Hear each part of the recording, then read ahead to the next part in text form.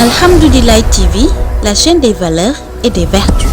asalaamaaleykum wa rahmatulahi taala wa barakaatu mbokki julli di mbokki taalibe yi maa ngi leen di nuyu bu baax a baax man soxna Yacine Bamba Al Muntaxa di leen jox seen wàccuwaay di leen ñaanal jàmm ak tawfeex te di ko sàkku ci yéen nuyoo bi ak ziar bi nag dama siy jiital Serigne Touba Cheikh Muntaxa Mbàkke di ko ñaanal mu yàgg fi lool te wér Mbàkke Balla du nuyu bu baax a baax Serigne Cheikh Jëmb Fall te di ko ziar bu wér di ko ñaanal mu yàgg fi lool te wér naka noonu itam laay nuyoo nag kilifa diine yi nekk ci réew mi ak bitim réew ñëpp ñu ngi leen di ziar bu baax a baax a baax di leen présenté nag émission bu bees tàkk bu am solo ñu koy wax nitukaayu soxna yi fan lay amee ci Alhamdoulilah TV altine bu jot émission bi nag day émission boo xamante ne nii soxna yëpp am nañ ci wàll dinañ waxtaan ci diine ak jamono maanaam religion et société dina leen andil ay thèmes yu am solo waxtaan yu yéen ci ay mbir yu am solo faram-fàccee ko tas ko teg ko ci taabal ji bi ngeen gis ci seen bopp fan lay amee ci Alhamdoulilah TV Yacine Bamba Al Muntaxa asalaamaaleykum wa rahmatulahi taala wa barakaatu.